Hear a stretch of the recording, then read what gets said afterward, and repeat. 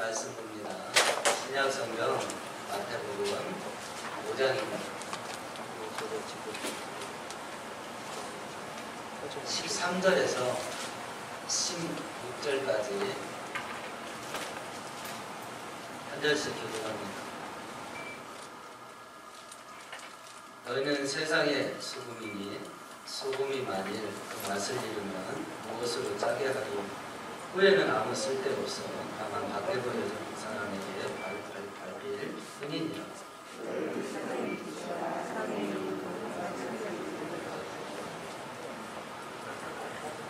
사람이 등불을 켜서 말 아래 두지 아니하고 등경 위에 두나니 이러므로 집안 모든 사람에게 빛이 나니라.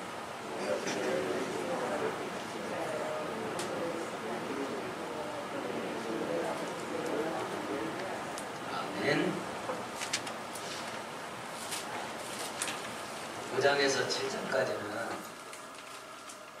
세상 모든 사람들에게 주신 말씀이 아니라 예수를 믿고 따르는 사람들만 따로 모아놓고 예수께서 교훈하신 말씀인데, 그 주제가 되는 게 뭐냐면 특별히 1절부터 12절까지 우리가 한 달간에 걸쳐서 살펴보았는데, 나를 따르는 사람들은 이런 사람이어야 된다 라고 하는 것을 말씀하신 겁니다.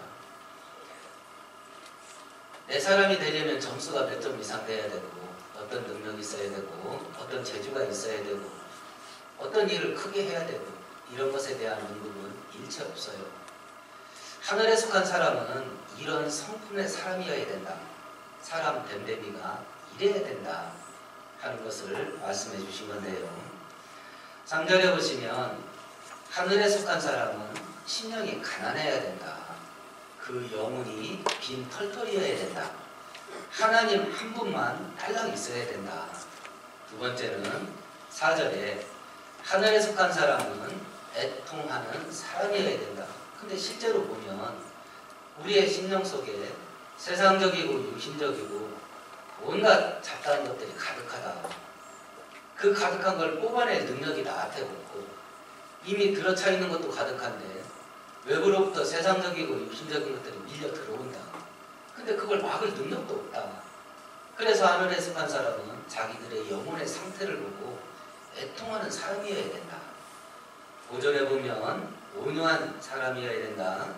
6절에 보면 의에 굶주리고 목말라 하는 사람이어야 된다.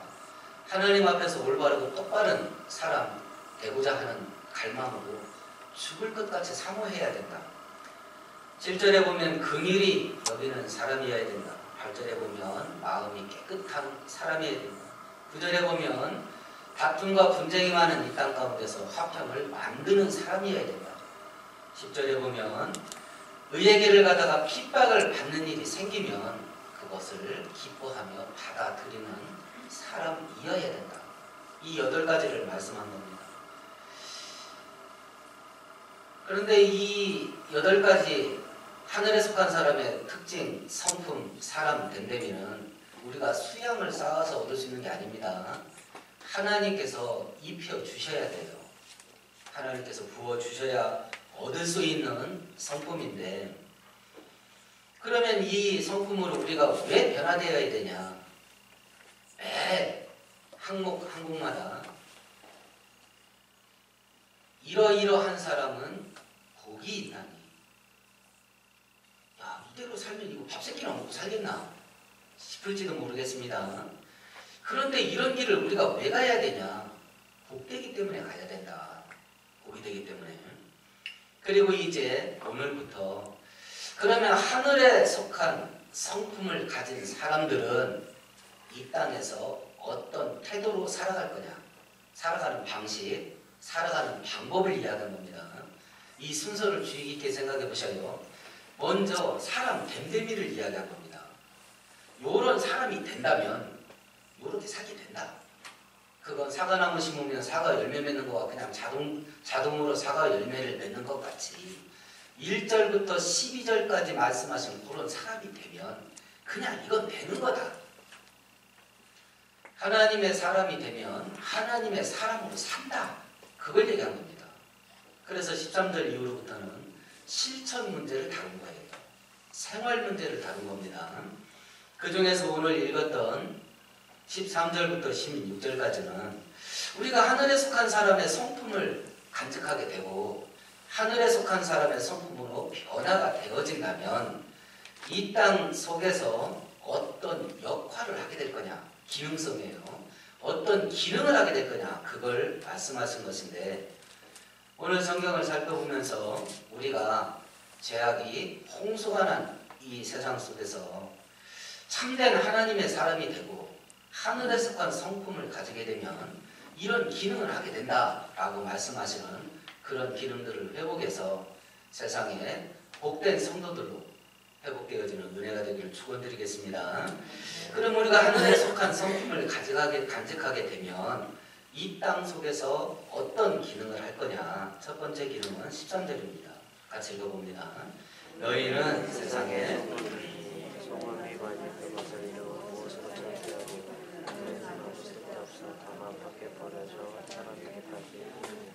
하늘에 속한 성품을 우리가 소유하게 되고 하늘에 속한 성품으로 변화되어지게 되면 이 땅 속에서 우리가 어떤 기능을 하게 될 거냐? 첫 번째는 소금 기능을 한다. 소금 역할을 한다. 소금 역할. 그러면 성경이 소금이라고 하는 것에 대한 기능이 어떤 걸 염두에 두고 말씀하신가 라고 하는 겁니다. 구약 성경에 읽어보면 소금, 하나님께 제사 드릴 때 소금치라는 부분이 굉장히 많이 나와요. 그러면 소금의 역할이 뭐냐? 부패 방지입니다. 부패 방지. 그래서 그 속성이 변하지 않게 만들어주는 것. 그것이 이제 소금의 기능인데, 그러면 하늘의 성품을 가진 성도가 이 땅 살아가면서 어떤 기능을 하냐? 부패를 방지하는 기능을 하게 된다. 기능을. 1절부터 12절까지의 8가지 하늘에 속한 사람의 특성을 이야기를 했는데 그런 그 특성이 성도들 인생 속에 세워지게 되면, 회복되어지게 되면 소금 기능 그냥 되는 거다. 소금 기능이. 그러면 부패를 방지하는 소금의 역할을 하게 된다는 이야기는 지금 이 세상은 어떤 상태라는 이야기예요? 부패된 상태라는 이야기죠. 푹신 썩은 상태라는 이야기입니다. 우리 인간의 미래를 어떻게 볼 거냐 라고 하는 질문에 최고로 희망적인 그런 관점을 가졌던 때가 있습니다. 그게 언제냐면 산업혁명이 일어나고 20세기 초까지예요. 산업혁명이 일어나면서 막 기술이 발전합니다. 기계가 발명이 됩니다. 살기가 편해지고 그리고 윤택해지기 시작합니다. 그러니까 사람들이 대부분 어떻게 생각했냐면 야, 이런 식으로 가다 보면 지상에 천국이 일어날 수도 있겠다. 유토피아 건설될 수도 있겠다. 이렇게 기술이 발달하고 이렇게 살기 편한 도구와 기계들이 발명이 된다면 인간의 삶은 가면 갈수록 편해지고 윤택해지지 않겠냐라는 기대가 꽃이 피어지는 시대가 있었습니다. 그게 한꺼번에 와르르 무너진 두 개의 사건이 있었는데 그 첫 번째가 1차 세계대전이고 두 번째가 2차 세계대전이에요.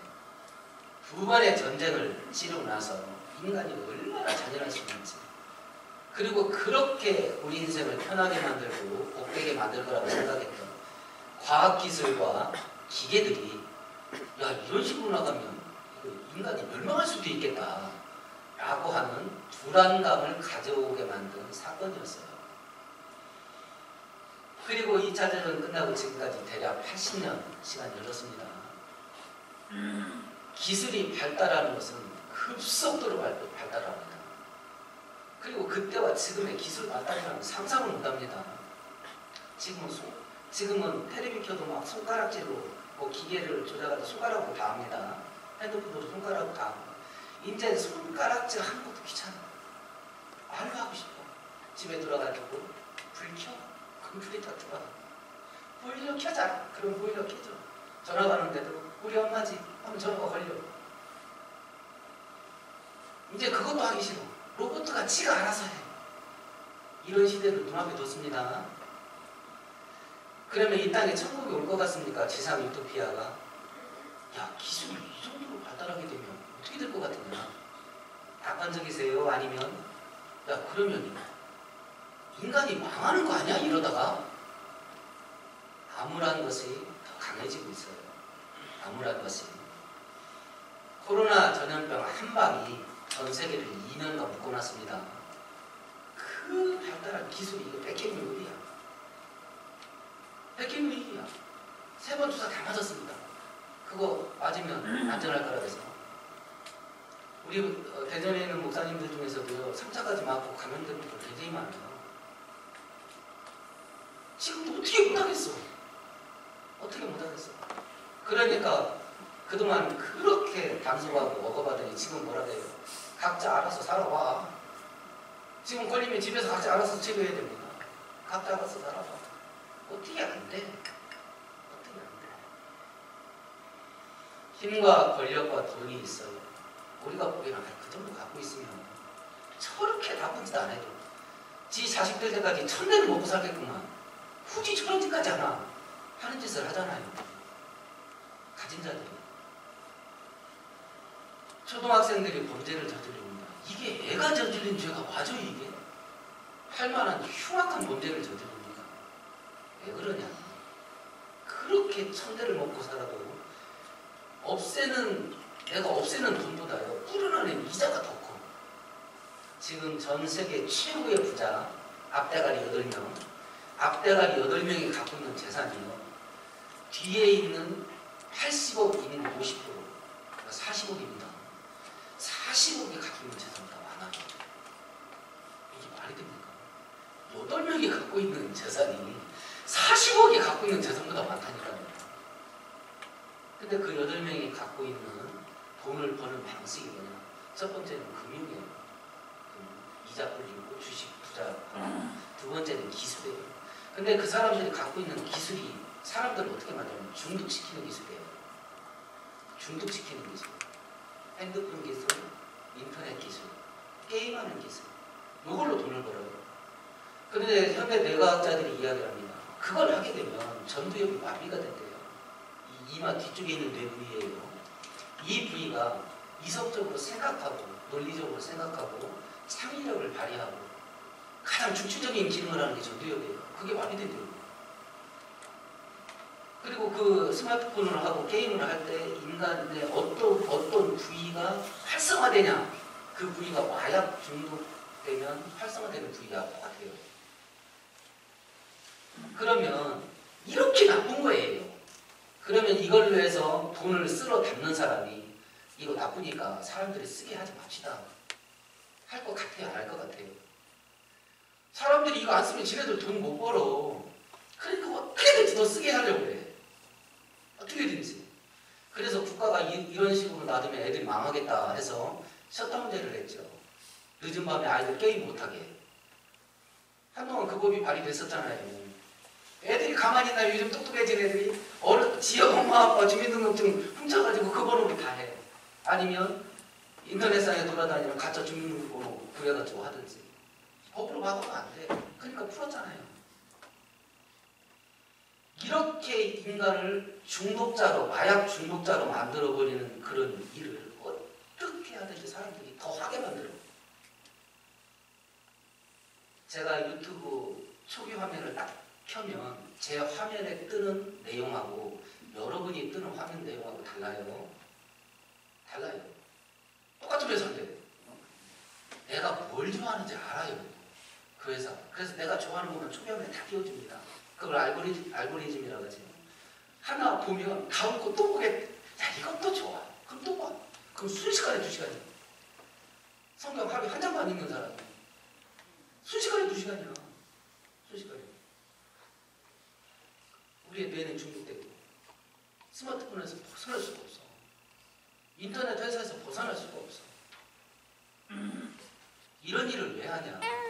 사람이 급해서 그렇다. 지금 미국에서 이런 회사들이 모여있는 곳이 실리콘밸리라고 하는 지역이잖아요.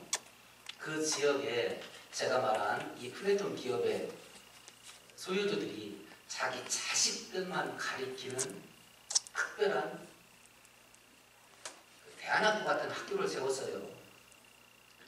그 학교 들어가면 애들이 수업을 뭘로 하는지 아십니까? 칠판으로 합니다. 백목으로 글씨를 써요.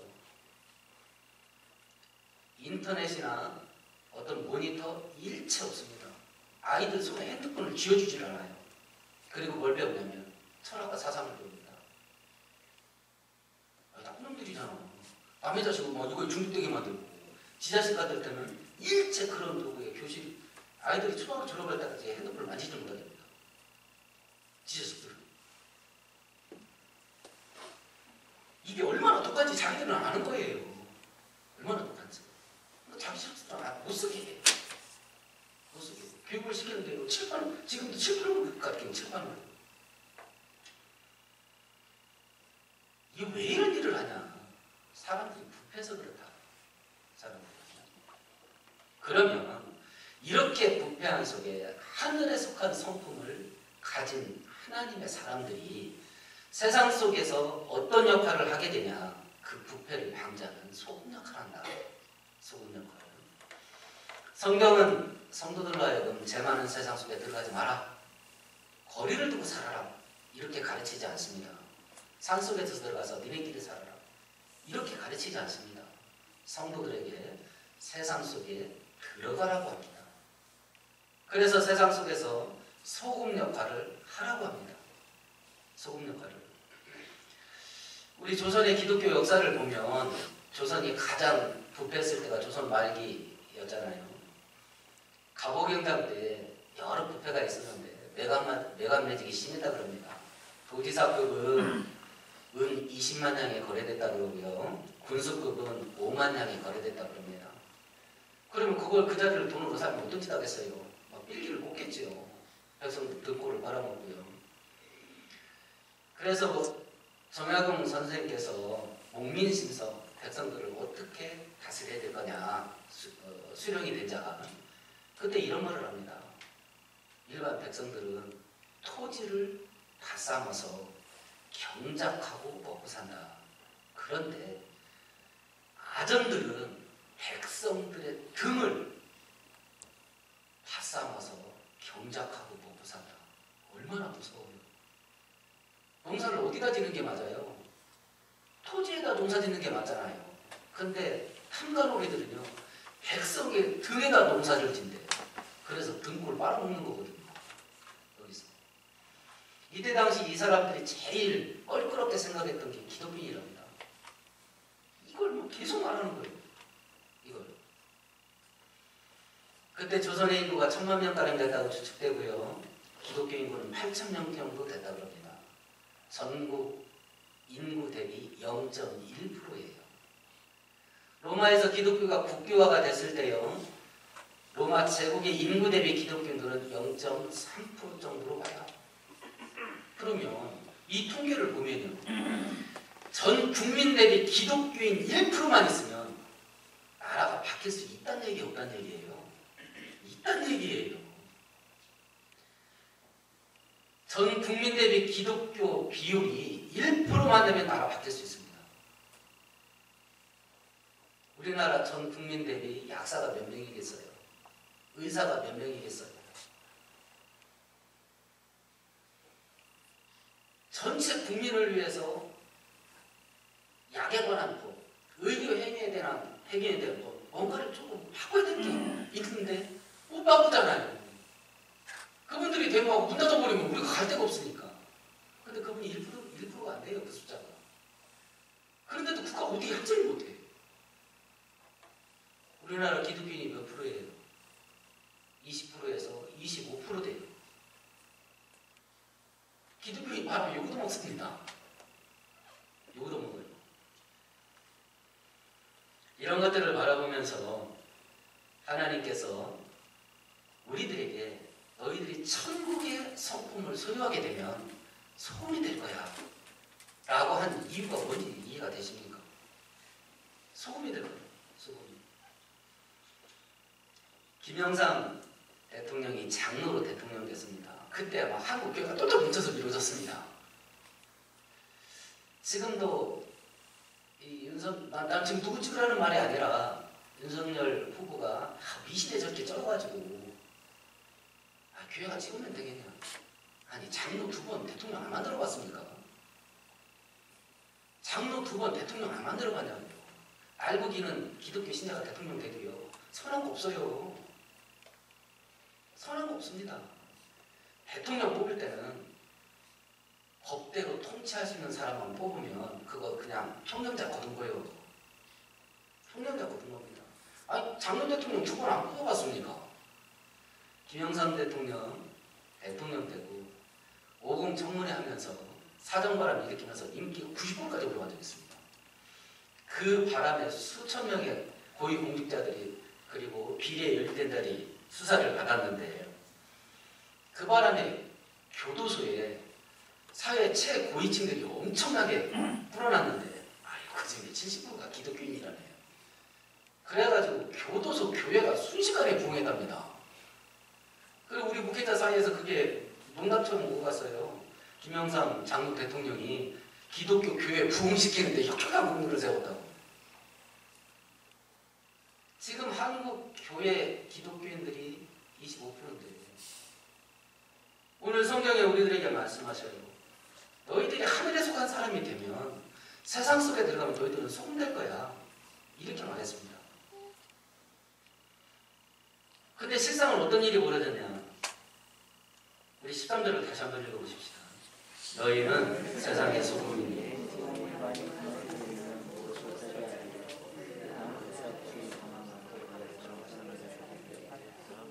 이제 몸통이 켜세요. 자동으로 조절되는 것이어서 2시간마다 한 번씩 멈춰요. 이거 지금 키시면 돼요.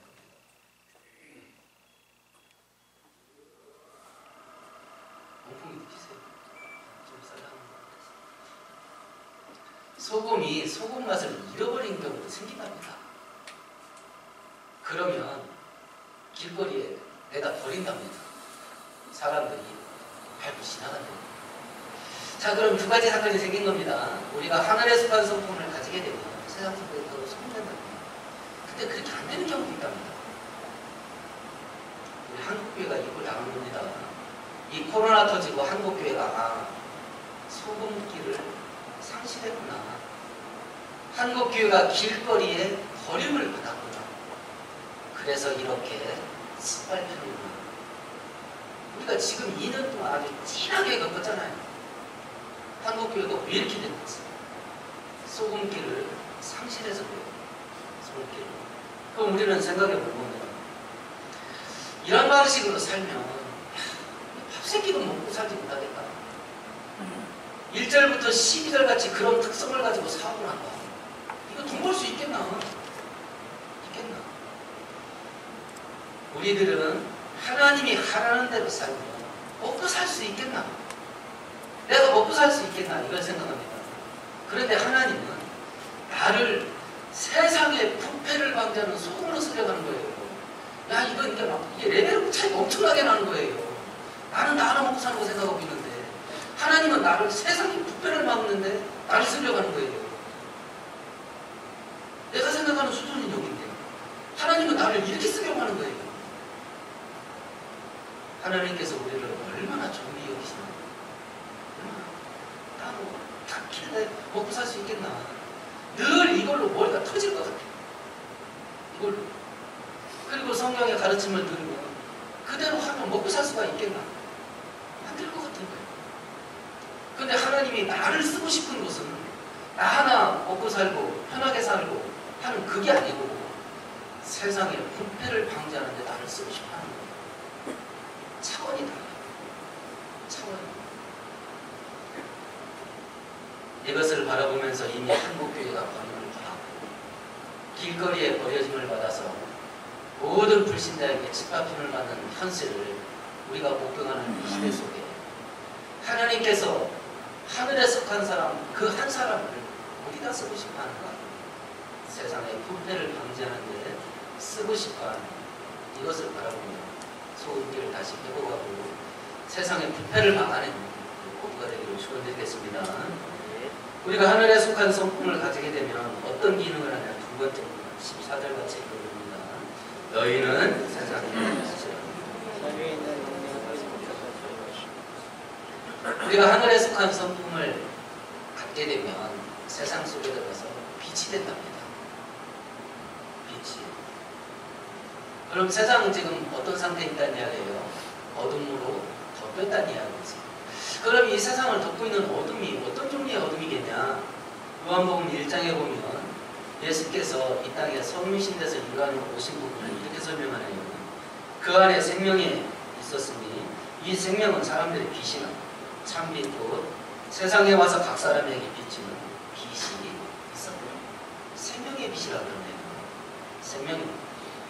에베소서 5장은 이렇게 표현합니다. 너희가 전에는 어둠이었더니 이제는 주 안에서 빛이라. 빛의 자녀들처럼 행하라. 그러면 우리가 세상 속에 들어가서 빛이 기능을 하는데 어떤 종류의 빛이냐? 첫 번째는 죄의 어둠에 덮인 곳에 의와 거룩한 빛의 역할을 하는 것 같습니다. 두 번째는 생명의 빛이라 하였으니 사망으로 덮인 곳에 생명의 빛의 역할을 하는 것 같습니다. 죄의 심판은 영원한 저주입니다. 영원한 형벌이에요. 예수를 믿게 되면 그 형벌에서 벗어나는 빛을 보게 됩니다. 또 하나, 우리가 이 땅에 죽을 수밖에 없는 사면초가에 빠질 수 있습니다. 그때 예수의 은혜와 능력이 역사하면 살 길이 없습니다. 그래서 참된 성도는 현실의 문제를 죽어가든지 영혼의 문제를 죽어가든지 죽어가는 사람이 살 길이 있어. 살 길이 있어. 예수를 바라봐. 그러면 살 길이 없습니다. 그리고 자기 스스로도 다른 사람이 저 정도 되면 죽어야 되는데 라고 하는 상황 속에서 하늘의 생명을 보고 일어나는 거예요. 일어나는 거예요. 그걸 세상이 보여줘요. 그걸. 불법과 탈법을 하지 않으면 먹고 살기 힘들 것 같습니다. 하나님의 의의 길을 걸어가는 자들이 어떻게 사는지가 하나님의 은혜로 그걸 세상에 보여주는 게 일어나는 거예요. 그러면 이것이 아까도 소금기가 사라질 위험성이 있는데 우리 안에 빛이 사라질 위험성이 있다네요. 15절 같이 보십시다. 사람이 등불을 켰습니다.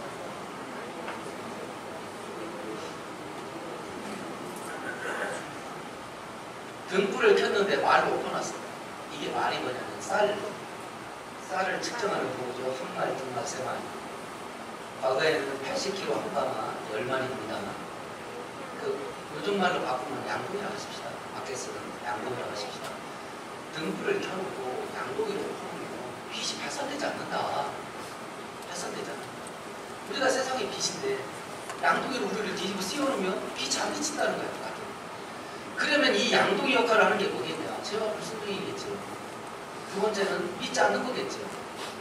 불신앙. 아이, 이런 세상 속에 이렇게 가지고 어떻게 살아? 소금 역할을 안 해. 빛의 역할을 안 해. 불신앙, 믿지 않는. 그래서 스스로 사망에 덮여요. 절망에 덮입니다. 그럼 죽어가는 거예요. 죽어가는 거예요. 그러면 우리가 진짜 세상 속에서 소금 역할을 하고 빛의 역할을 하고 싶다. 하나님이 기뻐하시는 일이 원하시는 일이니 그러면 그것이 어떤 형태로 바깥으로 표현될 수 있을까? 그 표현되는 방식이 16절이죠. 같이 읽어봅니다. 이같이 너희 빛이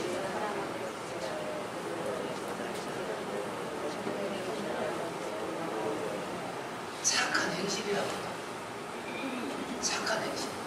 내가 소금덩어리인데 짜릿짠 소금기를 어떻게 세상으로 흘려보낼 수 있을까? 나의 착한 행실로 흘려보낸답니다. 내가 빛인데 어떤 방식으로 어둠 속에 있는 사람들에게 빛을 비칠 수 있을까? 착한 행실을 통해서 빛을 비친답니다. 우리 한국 기도가 착해도 천국 못 갑니다. 좋은 일 많이 해도 못 갑니다. 성적 좋아도 못 갑니다. 어여보도 못 갑니다. 오직 예수를 믿음으로만 갑니다. 거짓말 아닙니다. 진짜입니다. 이것만 너무 강조했어요. 이것만 너무 강조했어요. 그래서 행함이 없는 믿음은 가짜다 라고 하는 말을 너무 약하게 말했어요. 그러니까 이재명 씨도 나 신실하게 예수 믿어요. 그리고 하는 짓마다 환장하겠어. 말 좀 하지 말지. 자기 기독이야. 꾸덕꾸덕 웃겨. 뭐 환장하는 거 아닙니까? 자기는 신실하게 믿는데 어머님 때문에 그러고 그러고도 아니고 그분이 이 나라 살릴 것 같으면 찍으세요. 저 찍지 말라고 말 안 합니다.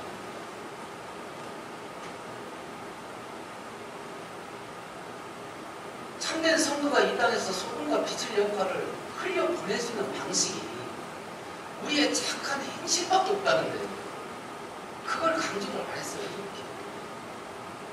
그럼 믿는데 믿는다고 교회가 아니고 믿는다고 예배돼요.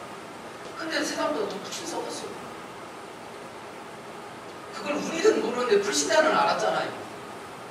나는 내가 소금기 없어진 소금덩어리라는 거 나는 인정을 안 해요.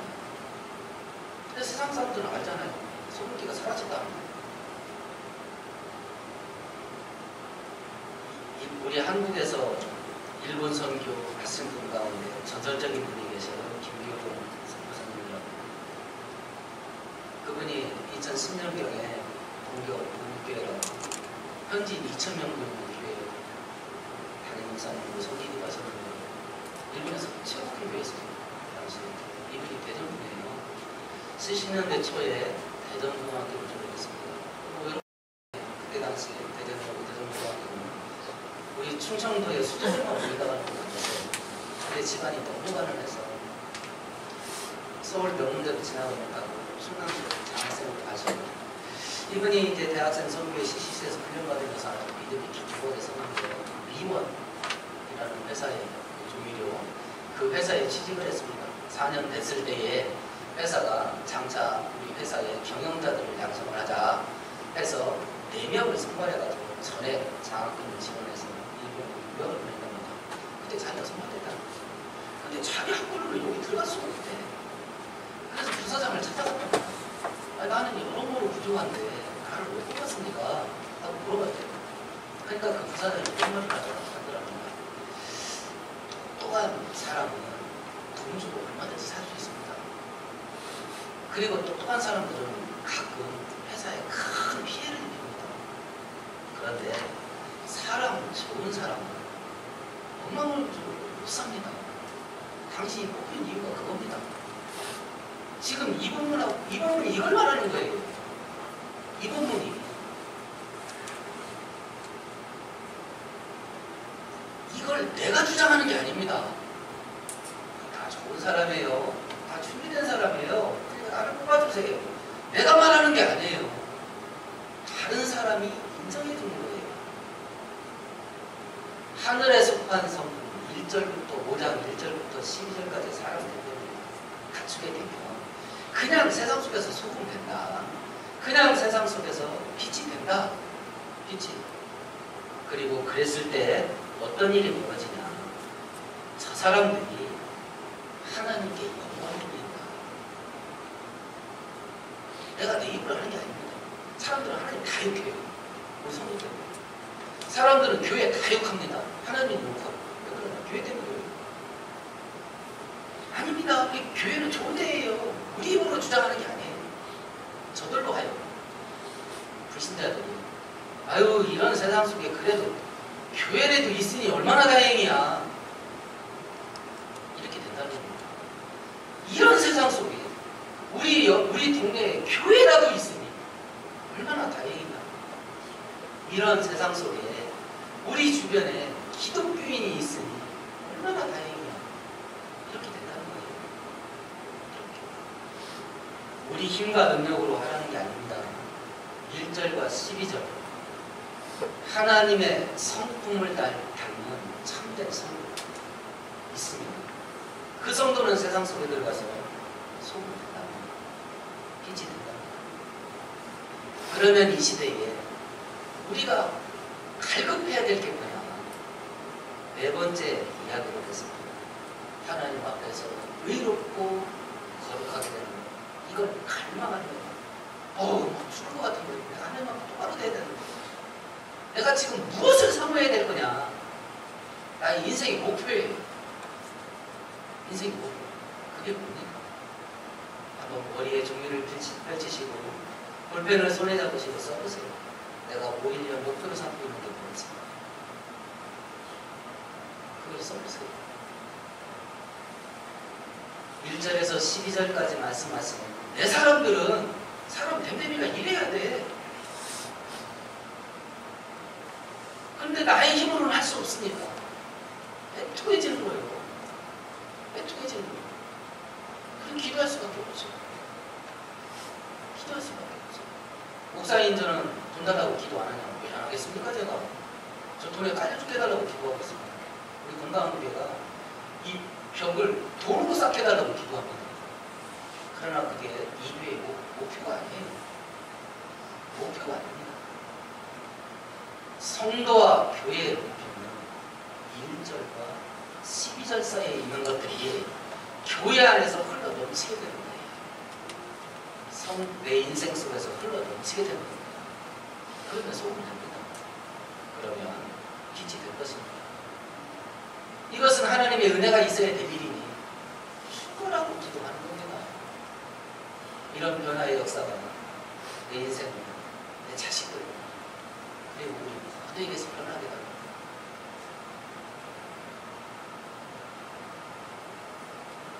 기도하십시오. 하나님 아버지, 하나님이 교회를 사용하셔서 성도들을 사용하셔서 얼마나 크고 위대한 일을 이루시기를 원하시는지 우리가 지난날 동안 생각도 못하고 살았습니다. 나 먹고 사는 거 바빴고 나 편하고 재밌게 사는 거에 바빠서 지금까지 살았는지도 모르겠습니다. 그런 것들이 없어도 살 수 있는 것은 아닙니다만 우리의 목표가 되어서는 아니 될 것인데 하나님 우리의 마음을 새롭게 해주셔서 우리의 마음의 중심이 하나님 되게 하시고 천국 되게 하시고 우리의 삶의 방향이 하나님 말씀이 지시하는 방향으로 변경되어 주시고 은혜하셔서 이제 한국의 교회, 한국의 성도들을 통해서 하나님의 이름이 불신자들 입에서 칭찬받게 하시고 높아지는 역사가 일어나게 하옵소서. 예수님 이름으로 기도합니다. 아멘.